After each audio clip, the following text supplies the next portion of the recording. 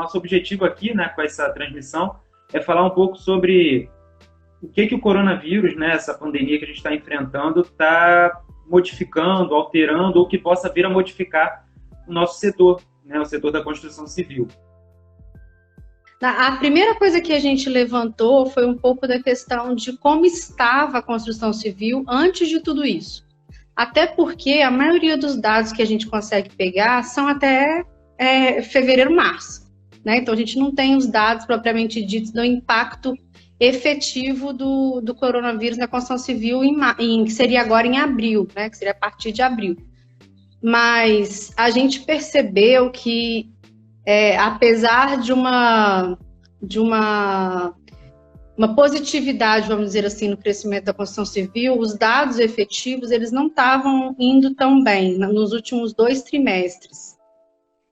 Então, muito provavelmente, o que se esperava de crescimento de 2020 já provavelmente não iria acontecer. Mas, de qualquer jeito, não seria o que a gente vai ver agora. Infelizmente, o que a gente vai ver agora vai ser muito mais grave do que já era previsto para 2020.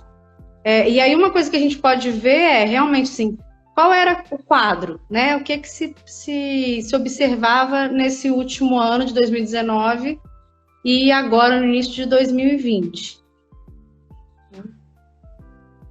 Você trouxe alguns dados, né, Gisele? Assim, é bom a gente deixar já conjecturado, acho que todo mundo que está aqui ouvindo essa live são pessoas que de alguma forma estão ligadas ao nosso setor, né? Ou são estudantes de engenharia, ou são profissionais do mercado.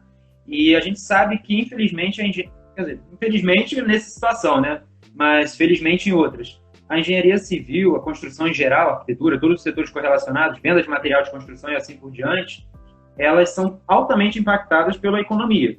Se a economia vai bem, o nosso setor vai bem. Se a economia vai mal, o nosso setor vai muito mal também. Isso é bem complicado, porque numa situação como essa, nós sentimos assim, muito rapidamente. Então, acho que é interessante trazer os dados, né, os números que você pesquisou, Gisele, para caracterizar isso. E assim, se já não vinha tão bem, a perspectiva é que a coisa complica ao longo desse ano, né?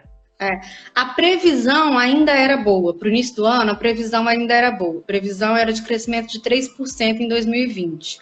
Só que, assim, infelizmente, essas previsões elas não estão se concluindo no final do ano. A gente vê o PIB do ano passado. O PIB do ano passado, a previsão era de 2,5% em janeiro de 2019 e a gente terminou com 1,1% em dezembro de 2019. A previsão de crescimento da construção civil era de 3% em 2020. O que já, se tivesse realmente crescendo para esses 3%, já não seria real se a gente considerasse o coronavírus. Mas independente do coronavírus, o que se via nos últimos anos é que não estava realmente acontecendo esse crescimento esperado. Tem um site, depois se vocês quiserem a gente até coloca um link aí direitinho no projeto Mentes à Obra, que é o site da Câmara Brasileira de Indústria e Construção. Esse site tem muito dado mesmo, assim, os dados são históricos, então é bem legal de fazer comparação, se vocês precisarem de fazer algum estudo mais específico, ou para realmente prever alguma coisa de futuro. E nesse site, uma das coisas que chamou a atenção foi que no trimestre de outubro, novembro e dezembro, houve uma queda de contratação na construção civil, de cerca de 1%. E depois, dezembro, janeiro e fevereiro, quer dizer, não contabilizou março, que isso vai ser a maior queda de contratação, já houve uma queda de 4%. Então, assim, já estava havendo uma retração de contratação. Apesar de que estava havendo um aumento um pouco das questões de compra de cimento, compra de material de construção civil. O que a gente pode até conjecturar, né, não é certo, mas pode conjecturar que sejam de obras mais individualizadas, né, não obras tão grandes. Mas estava havendo uma queda na contratação. E não temos o dado de março, ainda não tem esse dado de março. E que muito provavelmente vai ser a maior queda, porque a construção civil tem muitas pequenas empresas no Brasil. E o que acontece com a pequena empresa numa grande crise é que a primeira coisa que a empresa faz, infelizmente, é demissão, né? principalmente porque a maioria dos encargos da construção civil não tem nem carteira assinada, né? A maioria dos empregados não tem nem carteira assinada. Então, a primeira coisa que esses dados não são só de carteira assinada, tá? São dados de ocupação, não necessariamente de carteira assinada. Se fosse contar carteira assinada, seria até bem menos. Mas os dados são com relação à ocupação. E essa ocupação que já vinha decrescente dos últimos meses, a tendência é que realmente sofra uma queda brusca em março e abril. Principalmente abril, né? O mês que a gente está. Só para contextualizar assim, a força do setor, né, tanto que nós somos considerados como indústria, né? A indústria da construção é uma indústria, como a indústria automobilística, como todas as outras. A força do setor é tão grande, eu peguei alguns dados aqui do final do ano passado, dezembro do ano passado, o registro é de que a construção civil tem cerca de 2 milhões de trabalhadores no Brasil inteiro. 2 milhões de trabalhadores com carteira assinada. Uhum. Então, 2 milhões de pessoas ocupadas com carteira assinada. Se a gente for considerar, se a gente for considerar a informalidade, né, esse número é muito maior. Assim, as estimativas dizem que a informalidade normalmente é de 1 para 1 no setor da construção civil. Então, para cada uma pessoa empregada com carteira assinada, uma pessoa não tem carteira assinada. Eu, particularmente, acho uma estimativa até muito positiva. Eu acho que é muito mais do que isso. Mas se for isso... Servente, pedreiro, né? Esse tipo de ocupação, mas... Exatamente, menos profissionalizada, digamos assim, né? Então, são 4 milhões de pessoas ocupadas na construção civil. São 4 milhões de famílias que dependem da construção civil para sobreviver. Então, um problema que eu vejo muito grande, né, dentro daquilo que você citou, é que assim, a gente sente logo a queda na compra de material. Cimento é o melhor parâmetro, na minha opinião. Assim. Caiu venda de cimento é porque vai entrar em crise, as obras estão parando. Só que as grandes obras, como você falou, elas ainda continuam tocando num cenário de crise comum. Por quê? Porque elas têm que terminar o projeto. Então, não saiu a sua voz, José. Pelo menos nos primeiros meses ainda continua tocando, né? Exatamente, porque normalmente você tem a obra financiada por banco, né? Então, quando é financiada por banco, o banco continua pagando aquilo ali, então tem que terminar os projetos. Aí, às vezes, esse problema vai ser sentido lá na frente. Só que no caso dessa crise que a gente está vivendo hoje, onde muitas obras, né, a maioria parou, literalmente, vai ser realmente um corte, ou seja, não vai ser sentido lá na frente, porque tanto os pequenos como os grandes pararam. Então, realmente vai ser uma crise um pouco mais, na minha opinião, né, um pouco mais pesada do que a gente sentiu nos outros cenários de crise que a gente teve na última década. Né? Com certeza. É só para ter uma ideia da comparação, por exemplo, se for comparar esses 2 milhões de funcionários, de empregados, né? Esses 2 milhões, eles voltaram a ser 2 milhões em 2017. Era 2 milhões por volta de 2007, 2008. Chegou a quase 4 formais. Se eu não me engano, 2014, se eu não me engano, chegou a quase 4. E começou a cair muito. Então, a gente já vem de uma queda muito brusca na construção civil. Né? Quem está na engenharia sente isso na pele o dia inteiro, né? O tempo inteiro. Então, já vem de uma queda muito brusca. E essa piora no cenário, que infelizmente vai ser uma piora muito, muito grande para a construção civil, e como a construção civil realmente é uma função de cadeia base, né? Então, o risco de ter retração, tanto econômica quanto de forma social mesmo, né? As famílias ficarem sem essa renda e uma piora social muito agravada pela falta de construção civil vai ser, infelizmente, inerente. A gente tem que realmente pensar assim, o que pode fazer para diminuir o impacto? Porque impacto não tem jeito, vai ter, e grande, muito grande. E aí teve outro dado também que eu peguei, foi um dos poucos dados que tinha só março, separado só março, dessa comparação gigante de coronavírus. Por quê? É um dado que mostra a questão de mundo e não tanto a questão do Brasil em si, que é a questão da queda de bolsa. Então, quando a gente pega a queda da bolsa de março, que no Brasil foi menos 36, é surreal. É surreal o que tá acontecendo, né? Então, assim, é um dado que ainda não é o impacto total brasileiro, é muito mais o impacto internacional, Mas é um dado que a gente vai ver se repetir provavelmente no mês de abril e maio, e dependendo de como for seguido nosso país aqui, a gente pode ter isso agravado ou não.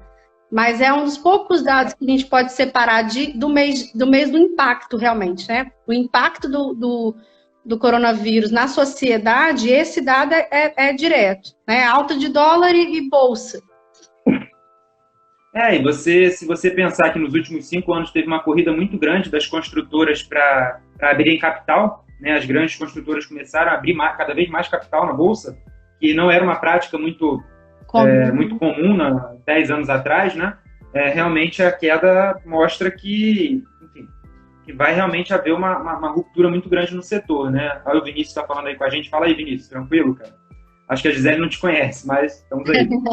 Só lembrando, gente, se alguém quiser mandar alguma mensagem aí, comentar alguma coisa, pedir alguma dúvida, pode ficar à vontade, tá? A ideia é ter pouca visualização mesmo, né? O pessoal que está mais interessado no tópico, para justamente poder ter essa interação.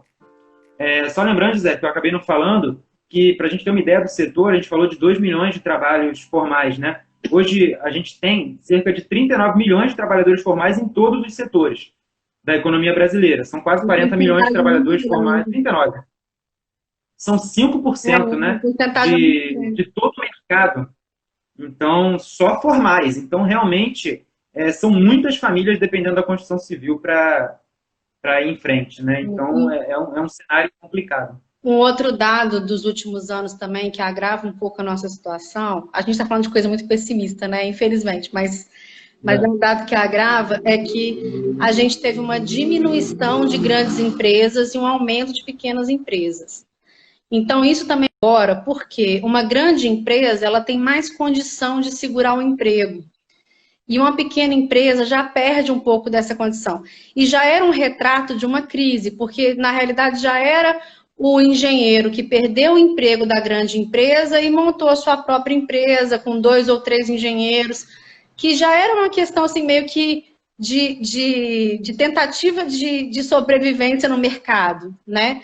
E aí essas empresas menores aumentou bastante de 2000, acho que se eu não me engano, de 2016 para cá, o número de empresas com até 30 funcionários.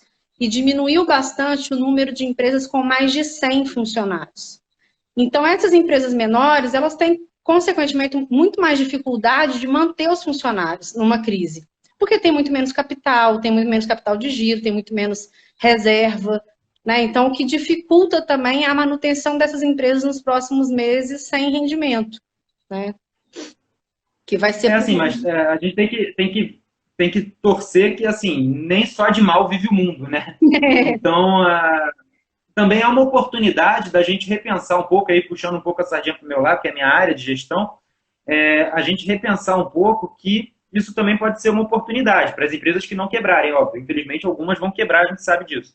Mas para as que não quebrarem, é uma oportunidade. Quando a gente voltar, tendo perdido aí um mês, sei lá, 1 mês e meio que seja, de obras paradas, é uma oportunidade de repensar os modelos de gestão, repensar a forma como a construção é feita, né? Que a gente, dependendo de longo prazo para execução de obra, aquela coisa morosa e complicada, e, de repente, apostar um pouco em métodos mais ágeis de gestão, em obras mais rápidas, como a gente tem em vários lugares aí fora, né? Inclusive Japão, enfim. Exatamente, é uma oportunidade para a gente enxugar um pouco mais a nossa operação para ficar um pouco menos suscetível a essas crises. Né? Uma coisa é você ter um projeto de 3 anos e é muito provável que você pegue uma crise nesse meio tempo. Agora, se você tem um projeto de 6 meses, de 8 meses, você conseguir enxugar a tua operação, realmente há uma probabilidade menor de você pegar uma crise dessa. Então, fica mais assertivo, tanto o teu orçamento, quanto o teu planejamento e a tua gestão de forma completa. Então, acho que a gente também tem uma oportunidade aí das pessoas se aprimorarem mais, se capacitarem mais, para poder realmente transformar um pouco a construção. Nossa construção é muito arcaica ainda. Infelizmente, está na hora de ter uma mudança de paradigma. E talvez, infelizmente, uma crise dessa possa trazer essa mudança. Né? Não, com certeza. Ainda tem o fato também das questões públicas de investimento, né? De auxílio e investimento, que eu acho também que vão ser alteradas, muito provavelmente vão ser alteradas. Já é bem aceito, mesmo nos economistas mais liberais, dos últimos meses, né, o que mudou de paradigma, já é bem aceito de que você tem que dar subsídio para habitação. Foi mais do que falado nesses 2 últimos meses, que a habitação é o cerne da sociedade em termos de construção civil, vamos dizer assim, e grandes obras, infraestrutura. Então, se você não investir em grandes obras e não dar subsídio para que o indivíduo tenha a própria habitação, é bem complicado de você manter a economia do país, entendeu? Então, assim, a gente está vendo assim, algumas ações, por exemplo, que eu acho que pode ser de melhora. Tem alguém perguntando assim, no momento sabe-se que não tem previsão de melhora, mas depois que uma suposta solução surgir, existe alguma previsão de tempo? Eu acho que a previsão do tempo vai ser totalmente direcionada pelas ações futuras. Ações de governo, ações de bancos, e também de questões imobiliárias mesmo diretamente direcionadas. Uma delas é o que eu ia falar agora com relação a investimento de grandes obras e financiamento de habitação. Já tem algumas coisas já propostas. Por exemplo, a Caixa Econômica agora está dando 6 meses de garantia, 6 meses de garantia não, 6 meses de isenção para financiamento de obra habitacional. O que já é alguma coisa assim, realmente, que não se fez em nenhum outro ano anterior. Tanto os juros um pouco mais baixos, quanto esse gap aí de 6 meses para começar a pagar o financiamento. Isso para quê? Para que a construção civil receba financiamento.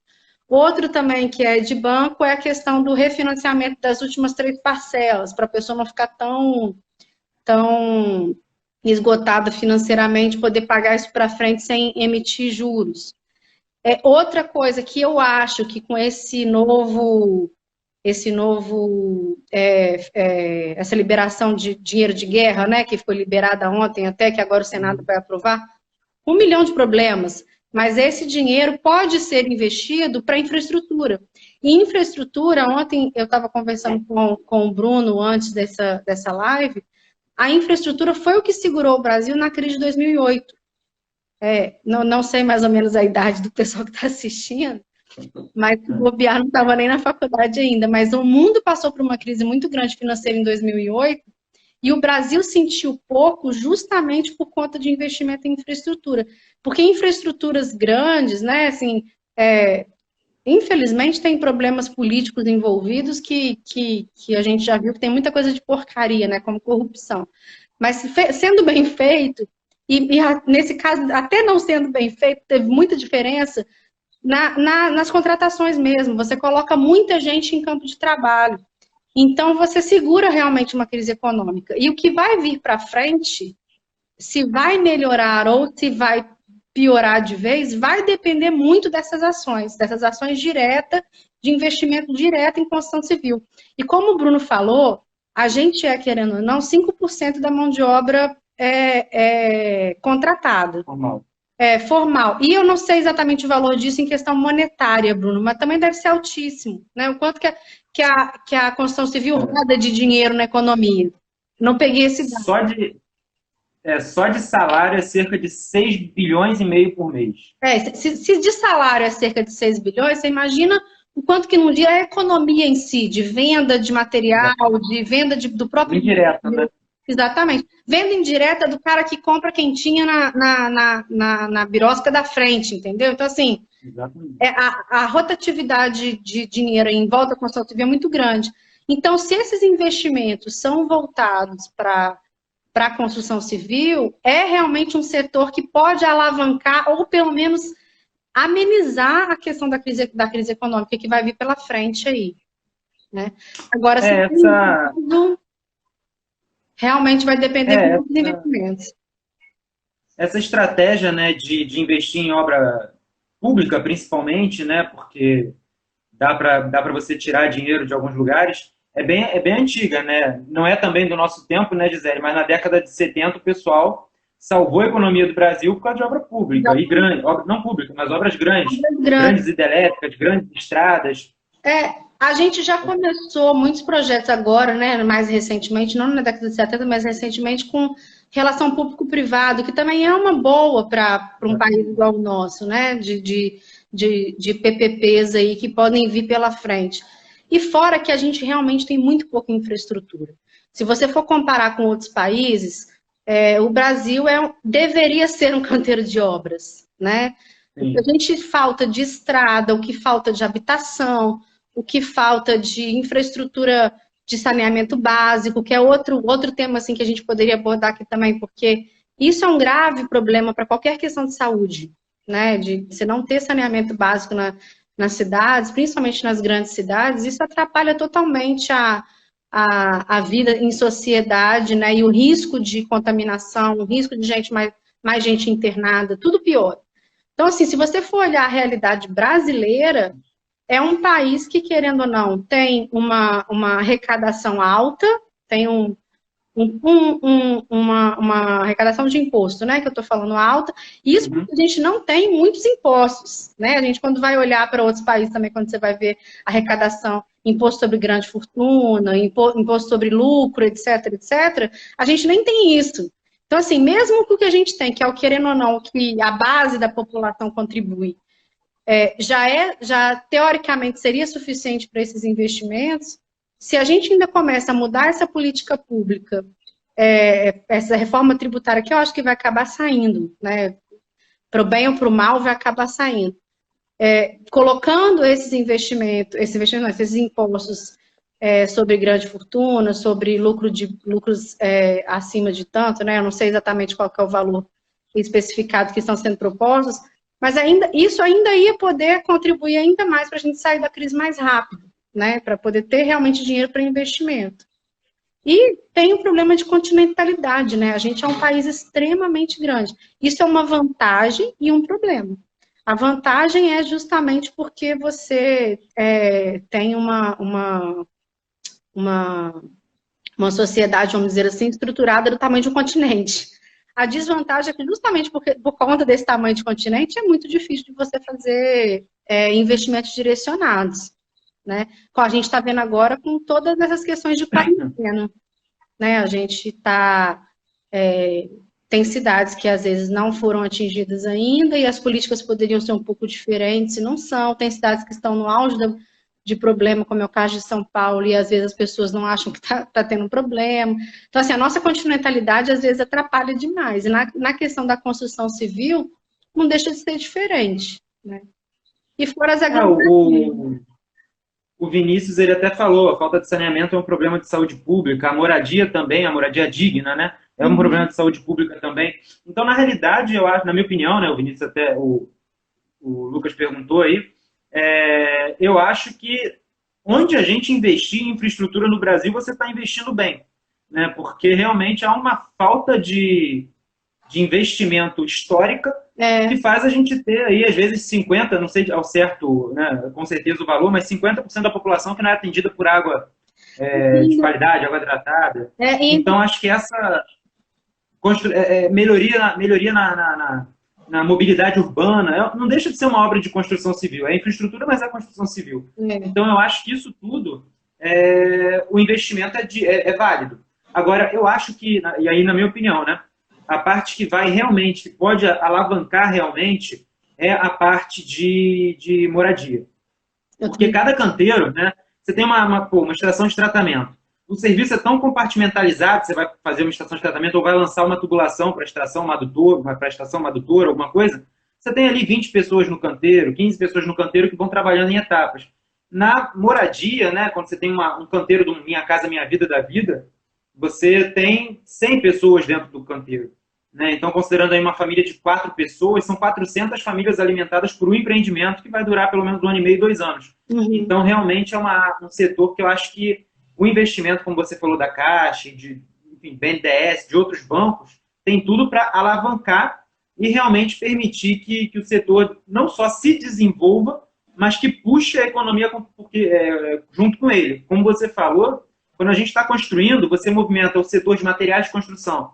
Só que o setor de materiais de construção também é muito diverso, né? Você tem as olarias que fazem os tijolos, você tem o pessoal de tinta que não vende só para construção, mas vende para outros setores também, e aí por diante, esquadrias, enfim, é infinito, transporte, a própria parte de alimentação, segurança e assim por diante. Então, eu acho que alavancando a moradia já é uma boa coisa para sair da crise, até porque não vão ser só obras novas que vão surgir, né? Vão ser também aquelas que deram uma parada, mas que elas têm que ser retomadas. Uhum. Né? Assim, tudo vai depender de quanto o brasileiro vai ter fôlego, o governo brasileiro vai ter fôlego para investir, e de quanto o próprio brasileiro médio, né, que está fazendo a sua reforma em casa, vai ter também disposição e, vamos dizer assim, coragem, né, para continuar investindo na construção, porque é muito complicado numa zona de crise como a gente está agora, você continuar injetando dinheiro em obra. Normalmente a tendência do brasileiro é parar, segurar e esperar passar,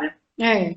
Eu acho que inicialmente a tendência vai ser essa mesmo com investimentos públicos de incentivo, a tendência do brasileiro médio, vamos dizer assim, é realmente dar uma segurada nos próximos meses, mais pela incerteza.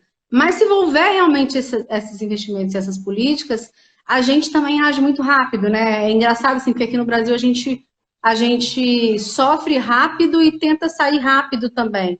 Apesar dessa grande crise dos últimos anos, a confiabilidade do brasileiro acaba contando muito nessas horas, porque a gente também rapidinho já acredita que vai melhorar, né? Então, assim, eu acho que os primeiros meses não tem muito jeito. Os primeiros meses realmente vai ser um baque muito grande. Mas a tendência se houver realmente essas políticas de intervenção mais específicas e com mais intensidade para a habitação social e para obras de infraestrutura diretas, né, como são essas de saneamento e tudo mais, eu acho que pode ser realmente uma saída para a construção civil.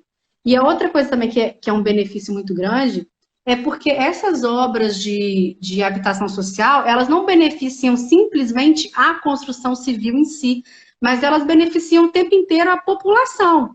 Né? Então, assim, uma pessoa que hoje está morando hoje numa favela com 5, 6, 7 pessoas dentro de uma habitação de 3, 4 cômodos, 3 cômodos normalmente, isso em termos de saúde é gravíssimo, de problemas de saúde é gravíssimo. Então, você fazendo esse incentivo de Minha Casa Minha Vida, habitação de baixa renda, para pessoas de baixa renda, com subsídio, o maior número de subsídios possível e tudo mais, isso faz com que numa próxima possibilidade de pandemia, essa família esteja mais protegida, né? Esteja mais resguardada. Então, isso também não é simplesmente uma obra de investimento econômico, mas é uma obra de investimento social direto. Você vai ter beneficiários diretos ali com aquelas obras de habitação e de saneamento básico, né? Só para dar um exemplo de saneamento básico no Brasil, que é assim, realmente é surreal o que a gente vive aqui no Brasil em termos de saneamento básico. Com relação ao esgoto, há pouquíssimo tempo atrás a gente fez um trabalho com Maricá. Maricá é uma cidade riquíssima do estado do Rio de Janeiro, para quem não conhece, é pertinho de Niterói. Maricá, pelo IBGE, constava como 60% de esgotamento sanitário. Então, pelo IBGE, estava até uma média razoável perto do Brasil. E aí, como era um trabalho específico, foi feito um estudo mais específico da cidade. Pela prefeitura de Maricá, não tem nem 5% de saneamento básico. Por quê? Porque pelo IBGE, a pergunta é feita ao cidadão. Ele chega na casa da pessoa e pergunta, você tem saneamento básico? Você tem esgoto sanitário? O cara pode ter um esgoto da casa dele saindo para o rio de trás. E ele vai falar que tem. Então, assim, a gente ainda tem um problema grave de dados. Os nossos dados não batem. Né? Então, assim, o nosso problema com saneamento básico, principalmente com esgotamento sanitário, é 1000 vezes pior do que a gente imagina, do que o dado do IBGE fala, né? Então, assim, e olha que eu não estou falando só de lugares de favela, classe média baixa, não. É a Barra da Tijuca, são vários lugares de classe média alta, Rio das Ostras. São vários lugares de classe média alta que sofrem de problema de saneamento básico, principalmente nas questões de esgotamento sanitário. Então, assim, essas áreas, elas terão que ser mais olhadas, terão que ser mais observadas. E tem outros problemas da habitação também, que eu acho que são bastante relevantes da gente levantar aqui, que é a questão da qualidade da moradia, né? E aí entra tanto para a classe média baixa quanto para a média. A gente vê hoje condomínios fechados, onde o apartamento tem 50 metros quadrados e o clube é o que teoricamente vende a planta, né? Vende o apartamento. E aí, numa situação dessa que a gente está hoje, você está tendo que ser obrigado a viver 4, 5 pessoas dentro de um apartamento de 50 metros quadrados. Você não tem nem que ter para o clube, né?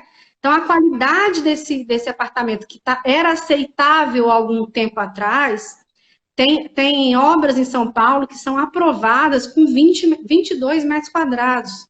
Então, você pensa, como que se aprova um quarto e sala, kitnet, né, alguma coisa assim, com 22 metros quadrados? Será que é humanamente saudável você viver num ambiente desse? Né? Fora a classe média baixa, que aí pior ainda. Essa é a questão, né? O traçado que a moradia foi fazendo ao longo dos anos de redução, redução, redução, né? Antigamente você não tinha uma casa sendo construída com menos de 80 metros quadrados, um apartamento construído. Apartamentos antigos, você vê, não existe isso, né? E hoje em dia eu vejo, você falou de São Paulo, eles começou com a questão do loft, né? Aquela coisa chique e tal, loft. Foi e hoje em dia em São Paulo eu vi uma vez uma... exatamente. Eu vi uma planta em São Paulo vendendo com 12 metros quadrados. Isso é surreal. 12 metros quadrados é um container pequeno. Não é nem do grande, é do pequeno. Então, assim, como que você mantém um distanciamento, você mantém um isolamento? Como que a pessoa... É o que você falou, como que humanamente alguém vai passar um mês trancado dentro de 12 metros quadrados? É um quarto, né? Um quarto de hotel. Não tem como, entendeu? Então, talvez, não sei, né? Mas talvez o que aconteceu com a gente agora pode ser que trace um novo caminho para essa questão da construção no Brasil, né? Até de aceitação, né? Até de aceitação, porque o que uma família vai aceitar como bom, né? Uma família de classe média, que teoricamente pode pagar aí por um apartamento desses de 50, 60 metros quadrados, o que ela vai aceitar, vai colocar como aceitável, né, pagar? Será que ela vai dar tanto valor assim a esse clube externo, ou não vai dar mais valor para janela voltada para o leste, né? Para outras questões que vão fazer mais diferença na saúde daquela pessoa, né? E fora isso... E assim... E você tem um código de obras, né, que a gente sabe, você falou de iluminação natural, ventilação natural, você sabe que hoje em dia meio que morreu o respeito a isso, né? A norma de desempenho está aí, ok, a 15.575, mas assim, o próprio código de obras ele te dá uma área mínima em termos de piso, só que você já tem um apartamento com uma área de 12 metros quadrados. Você dizer que ele tem que ter 1/6 do vão de abertura, você está falando de 2 metros quadrados, que é uma janela comum, entendeu? Para todo o apartamento. E não se considera se o apartamento está numa área de grande potencial térmico ou se ele está numa área mais fria. Não quer saber disso o código de obras. Eles simplesmente copiam um do outro, colocam lá. Exato. E, enfim, cada um se vire. Não tem ventilação, não tem iluminação, a condição fica totalmente insalubre, com mofo, com cheiro ruim dentro do apartamento. E você ainda tem que ficar dentro daquele negócio, daquele lugar, né? Um mês realmente é complicado. Então, assim, agora que a gente está entrando numa vibe aí, né? A construção de prezar mais pelo desempenho, prezar mais pelo conforto, realmente, na minha concepção, pode ser que no futuro não seja mais aceitável, né? Esse tipo de imóvel com 14 metros quadrados, com 20 metros quadrados, né? Talvez a coisa muito... de cômodo, né? A própria dimensão de cômodo provavelmente vai ser alterada, né? Muito provavelmente um cômodo com menos de 8 metros quadrados, 10 metros quadrados, não vai ser aceito tão facilmente.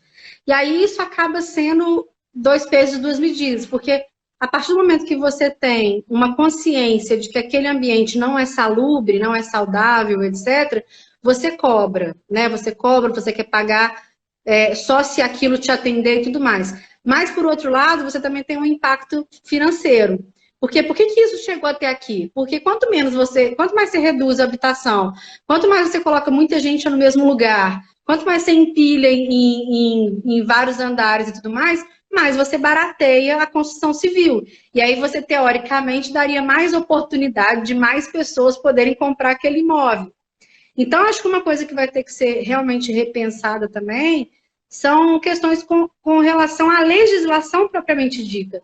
Porque a partir do momento que a legislação breca, o investidor, né, o construtor, ele não tem mais a opção de ficar a cargo de quem está comprando. Ele agora está a cargo de uma legislação que, teoricamente, está preservando pelo comprador ter uma salubridade. Né? E aí são outras várias questões, por exemplo, a questão da interação com o meio ambiente também. A gente tem morado cada vez mais em cidades cada vez mais aglomeradas, cidades com prédios cada vez mais altos, onde não se tem parque, onde não se valoriza as áreas de parque. Quem que hoje agora, olha que a gente está em Macaé, querendo ou não, uma cidade que tem praia, né? Tem orla e tudo mais. Mas quem que hoje agora não gostaria de ter um parque urbano com o distanciamento necessário para que você pudesse, no mínimo, correr à tarde? Entendeu? Uhum. Então, assim, obviamente, se tivesse dentro do possível do isolamento, né? Então, assim, a gente ainda tem aqui em Macaé um respiro, que é a área de mar. Mas a gente tem uma valorização muito pequena para a questão ambiental, e a questão ambiental não só para essa questão de lazer, mas também de filtro, né? Áreas arborizadas, áreas com permeabilidade, isso influencia demais a qualidade de vida. Influencia totalmente. Então, hoje você ter uma área permeável numa área habitacional é difícil. Normalmente, essas áreas permeáveis são estacionamentos. Né? As pessoas colocam no projeto como área permeável e são estacionamentos de carro, não são áreas realmente de verde, de plantação, etc. Então, assim, é bem complicado a gente pensar na questão financeira juntamente com a questão de benfeitoria para a qualidade de vida, vamos dizer assim, se não tiver lei, se não tiver uma legislação que preserve. Né? E isso eu acho que vai ser mais difícil de se aprovar uma legislação que permita uma habitação, por exemplo, em São Paulo, de 12 metros quadrados. Entendeu?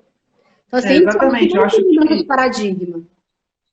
Eu acho que chegou na hora, né, de realmente a gente começar a pensar na qualidade, não só na qualidade da edificação, mas no conforto do usuário. Porque é o que tu falou, antigamente a gente tinha um apartamento lá, o mínimo que era 70, 80 metros quadrados, né? O apartamento foi reduzindo, e ele foi reduzindo assim e assim, né? Porque o pé direito ficou cada vez mais baixo. Hoje em dia você tem 2,40, 2,30 de pé direito, um negócio absurdo. E, assim, o preço não caiu. Então, aquela questão do construtor falar, não, eu vou reduzir porque eu vou conseguir colocar mais gente morando naquele lugar a um preço menor, isso não existe. Né? Parece barra de chocolate, cada vez aumenta mais, mas o preço continua aumentando. A mesma coisa aconteceu com o imóvel. Então, você tem hoje em dia esses imóveis de 12 metros quadrados que são colocados em bairros chiques, considerados de vanguarda, e o cara cobra 500 mil reais, 600 mil reais por um apartamento. Gente, pelo amor de Deus. É uma coisa assim... É insustentável, não tem como, entendeu? Então, acho que é um desespero grande também das pessoas quererem morar próximo dos grandes centros, né? A questão da distribuição demográfica dentro da cidade também afeta muito essa opção da pessoa que tem condição de pagar mais. Eu acho que o único caminho mesmo é uma revisão total dos códigos de obras, dos planos diretores, para realmente impedir. Porque enquanto tiver demanda... Enquanto tiver procura, vai ter demanda, o construtor vai fazer, ele quer ganhar dinheiro. Então, se o próprio código, né, você chega na prefeitura e ela não aprova, aí realmente é o caminho da gente aumentar e melhorar a qualidade da edificação. Né? Eu acho que, se não for por aí, a gente vai continuar tendo apartamento cada vez menor. Daqui um pouco vai ser 5 metros quadrados e a pessoa vai estar igual no Japão, né, que entra em cápsula para dormir. Né? E a gente não tem essa realidade, né? Teoricamente, a gente não precisava nem de cidades tão aglomeradas. Eu sou uma defensora muito grande de cidade média, inclusive saí de uma grande cidade, Rio de Janeiro, e vim morar numa cidade média por opção, porque a gente não tem essa necessidade de espaço que é forçada a gente. Hoje, as divisões de terreno, as divisões de milhões de apartamentos um em cima do outro, elas são muito forçadas à nossa sociedade de uma forma totalmente, vamos dizer assim, idiotas. Por quê? Por conta disso, até a falta de um plano diretor decente. Porque um bairro em Macaé com qualidade de vida vai cobrar caro por aquela terra. Mas por que os outros bairros não têm a mesma qualidade? Entendeu? Aí entra também, de novo, a questão pública. Por que um bairro determinado da cidade tem lixo, recolhimento de lixo, esgotamento, etc., e o outro, que teoricamente está pagando imposto do mesmo jeito, não está tendo acesso a essas benfeitorias? E não é simplesmente a benfeitoria de infraestrutura básica, não. É qualidade visual também. A gente fala assim, por que eu escolho o bairro A, o bairro B para morar e não quero ir morar no C e no D? Porque no A e no B eu tenho uma calçada que me dá conforto, eu tenho um asfalto que não está furado, que não está quebrado, eu tenho uma iluminação pública que funciona, né? Então, assim, se você tem uma igualdade... Se você tem uma igualdade urbana também, puxando até um pouco para a sardinha para o meu lado, né, da questão da cidade, se você tem uma igualdade urbana, você acaba dando uma maior distribuição, de melhor distribuição no espaço, que melhora essas coisas todas, né? Você não precisa ter um prédio que vai valer 500 mil um apartamento, com, sei lá, 15, 20 andares, com apartamentos de 20, 30, 40, 50 metros quadrados, porque você vai ter um terreno de tal valorização semelhante, num bairro um pouquinho mais afastado, se você tiver uma mobilidade funcional, né, uma mobilidade urbana funcional, que a pessoa não vai incomodar tanto de morar em A ou B, porque ela vai ter, para ela a qualidade de vida vai ser semelhante, né? Isso é o que acontece. E o interessante disso que você falou é que essa opção pelo bairro A, B, C ou D, ela não necessariamente está ligada à violência do local. Não. Muitas vezes é realmente porque às vezes, uma falsa percepção das pessoas de que o subúrbio, né, não quero morar no subúrbio porque está relacionado à segurança do local, à violência que tem no local, ou por assim por diante.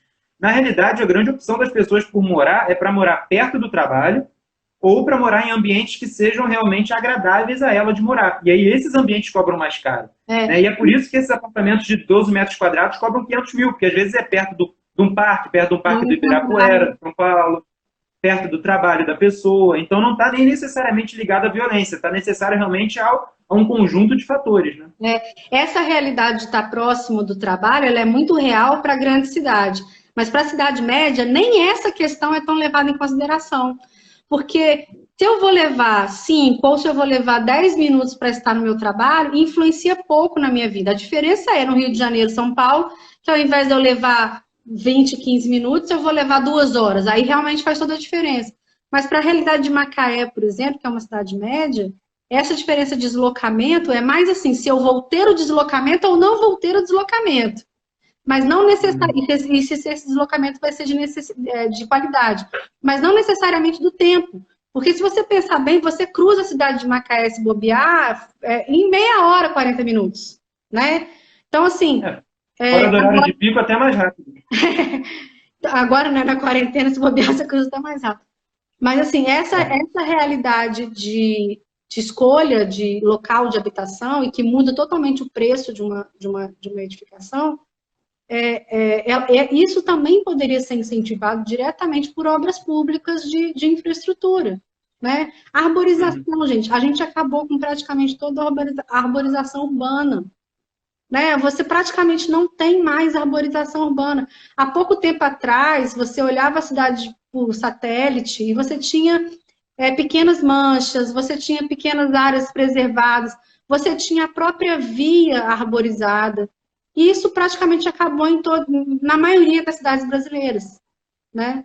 Isso daí é uma coisa que impacta diretamente na saúde, né? A quantidade de árvores que você tem controla a umidade, controla a ventilação, controla tudo. Então, realmente está totalmente ligado também à questão de propagação de doença, propagação de vírus, enfim, tudo que a gente está vivendo hoje. O Lucas até perguntou ali se a gente acha que, por conta desse isolamento social, se vai mudar alguma coisa daqui para frente, né?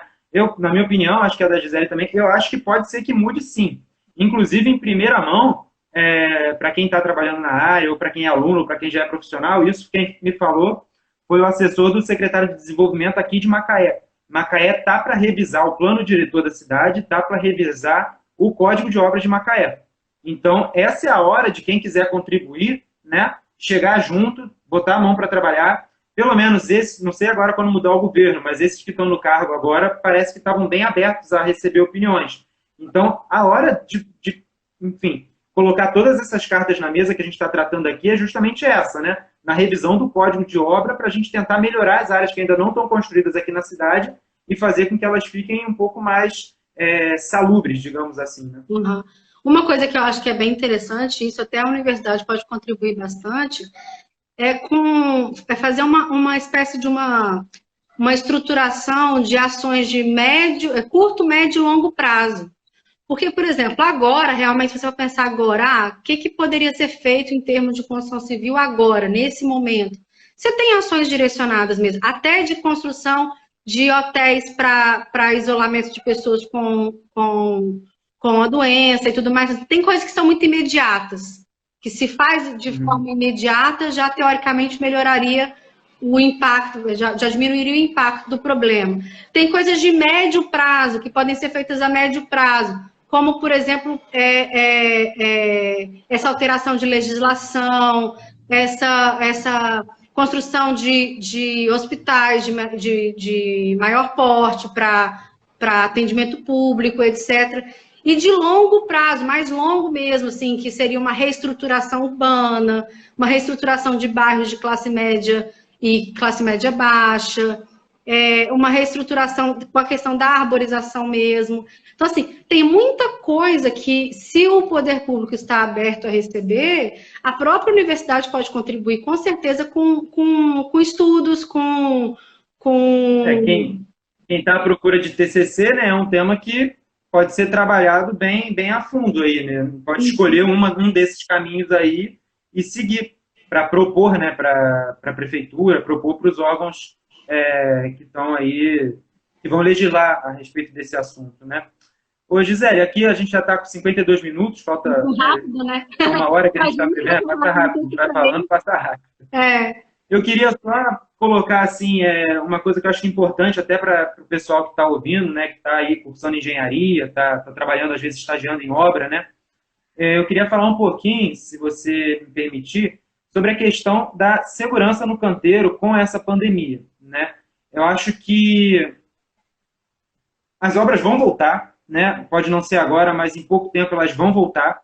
Então, acho que a gente tem que tomar um pouco de cuidado quando a gente voltar para não deixar vir uma segunda, uma terceira, uma quarta onda de contaminação, né? Infelizmente, o ambiente que a gente trabalha na construção é bastante insalubre, né? A gente sabe disso. Tem muita gente trabalhando junto, próximo, compartilhando ferramenta, então é bem complicado. Então, acho que era bom a gente falar um pouco, nesses 6 minutinhos aí, que faltam 7, sobre que ações a gente pode tomar para, pelo menos, minimizar isso daí, né? Eu vou até puxar alguns tópicos aí que são interessantes, como, por exemplo, primeira coisa, afastar do canteiro, pelo menos nesse primeiro momento, quem é de grupo de risco, né? Então, o pessoal maior de 60 anos, tem muitos canteiros de obra aqui no Brasil, grávidas, pessoas com doenças crônicas e tudo mais, isso aí é a determinação que estão fazendo para todo tipo de comércio, para todo tipo de indústria, de serviço, né? Eu acho também que uma coisa que é bem importante, e na construção civil é um problema grande, por exemplo, a entrada e a saída na obra, né? A entrada na obra é caracterizada por aquele bolo de funcionários, literalmente falando, né? Todo mundo entrando no mesmo horário. Exatamente. Então, se a gente fizer um escalonamento por turnos, né? Então, poxa, perde uma hora de produtividade? Não perde. O cara entra mais tarde e sai um pouco mais tarde também. Então, o gestor ele tem que abrir um pouco a cabeça, né? Para tomar a melhor decisão para o trabalho dele, para a obra dele. Porque também não adianta ele botar todo mundo para dentro na mesma hora, contaminar todo mundo, a obra vai parar do mesmo jeito. E fora o prejuízo das pessoas e das famílias, né? Então, quando você estabelece turnos, né, você faz o turno em tudo. O cara entra mais tarde, né? ele almoça mais tarde do que o outro, você abre mais turnos de almoço, de café da manhã, de banho para o pessoal. Então, isso com certeza minimiza também esse problema de contágio. Você manter na portaria álcool em gel, né, lavar as mãos do funcionário assim que ele chega, ter sempre o EPI necessário, a máscara, estar utilizando o tempo inteiro, evitar de compartilhar ferramenta, que é muito comum dentro da construção. Então, assim, tem várias coisas. Do ponto de vista de gestão, eu acho que para o gestor é importante o quê? Principalmente, né? Ele saber programar as equipes dele. Porque não adianta nada você colocar também 10 caras no ambiente de 10 metros quadrados. Isso já tem algumas empresas que estão até fazendo cartilhas e estão separando. Até 100 metros quadrados você pode colocar 4 funcionários. Uhum. De 100 a 500 você bota 8. Então, acho que esse espalhamento dos funcionários pelo canteiro, você não deixa de produzir e também não tem aquela aglomeração, né? Então, são algumas dicas aí que eu acho que é importante, porque a obra vai voltar e é lógico que obedecendo todas as recomendações, quem manda é o pessoal de saúde, né? A gente não tem que dar pitaco nisso, porque a gente tem que obedecer o que eles falam, mas quando voltar, aí sim é a nossa hora de assegurar a salubridade do nosso funcionário, né? Com certeza. E, consequentemente, da família dele, né? Exatamente. Eu estou vendo aqui a pergunta da... enfim, não sei ler o que é. Qual o nome aqui? Deguin. Mas ela está dizendo que como é feito o planejamento do projeto de uma construção de emergência. Então, é o que a gente estava falando mais cedo, né? Eu falei quando me apresentei que é uma área que eu trabalho bastante. Você tem como fazer uns modelos de gestão que são modelos de gestão bem mais ágeis, né? Hoje em dia a gente trabalha com uma construção muito arcaica no Brasil. Então, acho que não é só industrializar a construção não, tá, gente? Não é só trabalhar com pré-moldado, não é só isso. Mas o modo de você fazer a gestão, né? A gente tem a Lean Construction, né? Que é a construção enxuta, que é um modo de fazer que eu trabalho bastante, mas, enfim, você racionalizar essa tua obra, você consegue sim fazer muito mais rápido, né? Na China eles já têm essa tradição. Então eles fazem obra, em 15 dias eles levantam um hotel de 20 andares ou mais, né?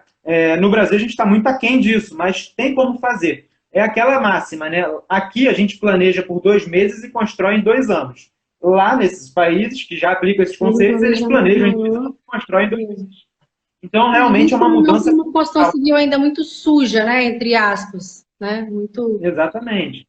É uma questão cultural, né? Infelizmente, a gente ainda está preso, arraigado aí numa construção arcaica. Mas tem como fazer essa gestão, com certeza, ainda mais sendo, por exemplo, um hospital de campanha, um hospital temporário, mas se for uma coisa definitiva é um pouco mais complicado, teria que ter um planejamento prévio maior. Mas se for uma coisa, um hospital de campanha, alguma coisa assim, como está sendo feito aí, tem como ser planejado e orçado para fazer emergencialmente, coisa de uma semana, rapidamente. Né? Tem como fazer sim, não sei quem foi que me perguntou, mas perguntou. Bruno, acho que a gente vai ter que terminar, que daqui a pouquinho o Instagram corta a gente, que já está dando 1 hora. Gente, eu agradeço a participação de vocês. A gente, eu acho que fica por algum tempo, né? Acho que fica 24 horas, se alguém quiser mandar para alguém assistir. E qualquer dúvida, entre em contato com a gente também, né? A gente pode continuar conversando em outros momentos. Sim, foi a Esther que falou. Aqui é o nome dela, é Esther, que perguntou isso daí. Então, Esther, espero ter respondido. Mas, enfim, se a gente, de repente, tiver que fazer novas lives aí para frente, em assuntos específicos, deixa o comentário aí com o pessoal do Mentes à Obra, que eles passam para a gente sem problema nenhum. A gente continua falando, de repente, focando, né, um pouco mais específico no assunto, ou em segurança, ou em planejamento. Alguém disse aí para cima que vai ter uma live específica sobre saneamento básico também, que seria bem legal. Né? Eu acho que seria bom também a gente ter lives específicas sobre questão de infraestrutura, grandes obras, né? Questão de urbanização. Pode ser bem legal para umas próximas aí para frente. Quem quiser continuar falando, se quiser me seguir lá no Instagram, é enge.brunobarzellai. E pode entrar em contato a hora que quiser, que a gente está aí para tentar contribuir mesmo. Tá joia. Gente, obrigada. Uma boa noite para vocês. E até uma próxima. Bruno, obrigada. Tchau, Gisele. Tchau, gente. Boa noite a todos aí.